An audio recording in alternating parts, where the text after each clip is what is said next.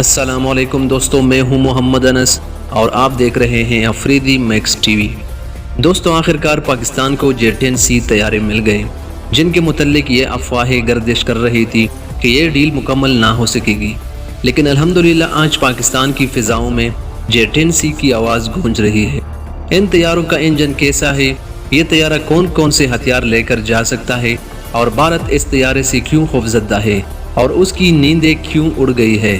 دوستو، اس سے پہلے کہ ہم مزید تفصیلات میں جائیں، آپ سے گزارش ہے کہ ہماری اس ویڈیو کو آخر تک ضرور دیکھیں گا تاکہ آپ کو مکمل معلومات حاصل ہو سکے۔ پاکستانی پائلٹوں نے ان طیاروں کی تجرباتی پرواز سے لطف اٹھایا ہے اور ان طیاروں میں موجود ہتھیاروں کو بھی ٹیسٹ کیا جا چکا ہے۔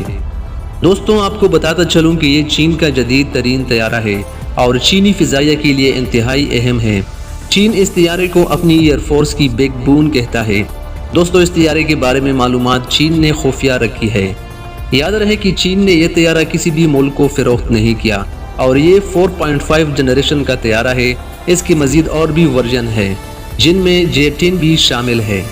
دوستو، J-10C کے بارے میں کہا جا رہا ہے کہ اس کی سپیڈ 2550 کلومیٹر فی گھنٹہ ہے اور کمبیٹ رینج 1450 کلومیٹر ہے۔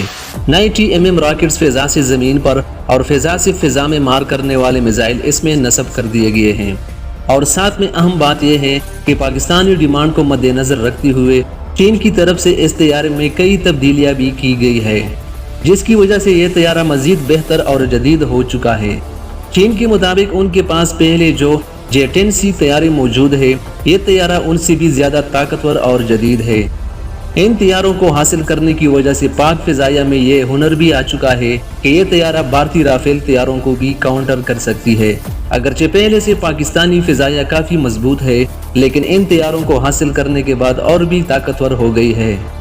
دوستو، اگرچہ پاکستان کے پاس JF-17 تھنڈر موجود تھے، ان کی وجہ سے بھی بھارت کی نیندیں اڑی ہوئی تھی، لیکن اب J-10C کے آنے سے بھارت کے ہوش بھی گم ہو گئے۔ دوستو، اس طیارے میں آئسا نامی ریڈار لگا ہوا ہے جو دنیا کا جدید ترین ریڈار ہے۔ اس ریڈار کی سب سے بڑی خصوصیت یہ بھی ہے کہ یہ دوسرے ریڈار کو بھی جام کر سکتا ہے۔ J-10C میں PL-10 اور PL-15 میزائل بھی نصب ہے۔ یہ میزائل ہوا سے ہوا میں مار کرنے والے بہترین میزائل ہے۔ کچھ عرصہ قبل یہ افواہ تھی کہ J-10C میں روسی انجن لگایا گیا ہے، لیکن اب اس کی بھی تصدیق ہو چکی ہے کہ اس میں چین کا ہی انجن لگایا گیا ہے۔ کچھ دن پہلے ایک تقریب میں وزیراعظم عمران خان نے ان طیاروں کو پاکستانی ایئر فورس میں شامل کرنے کا اعلان کر دیا ہے۔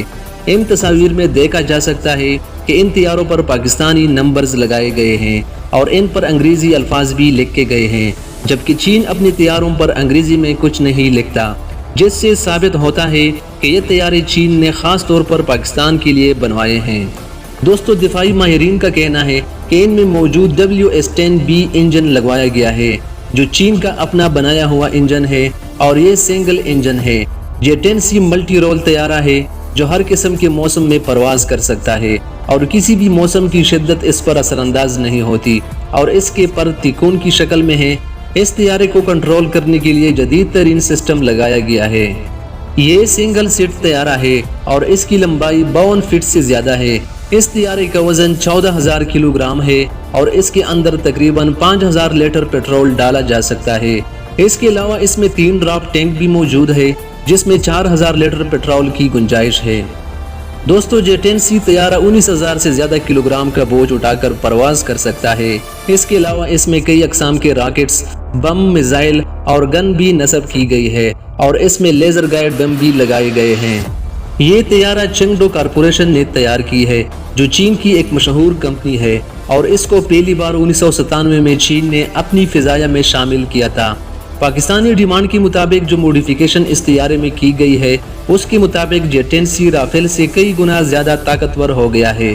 یہ طیارہ چین نے کسی دوسرے ملک کو فروخت نہیں کیا، کیونکہ اس کو چین نے خاص طور پر اپنے استعمال کے لیے بنوایا تھا، اور یہی سے پاکستان اور چین کے درمیان موجود دوستی کا اندازہ لگایا جا سکتا ہے، جس پر بھارت سر پٹا رہا ہے اور اس طیارے کے خلاف جھوٹا اور منفی پروپیگنڈا کر رہا ہے۔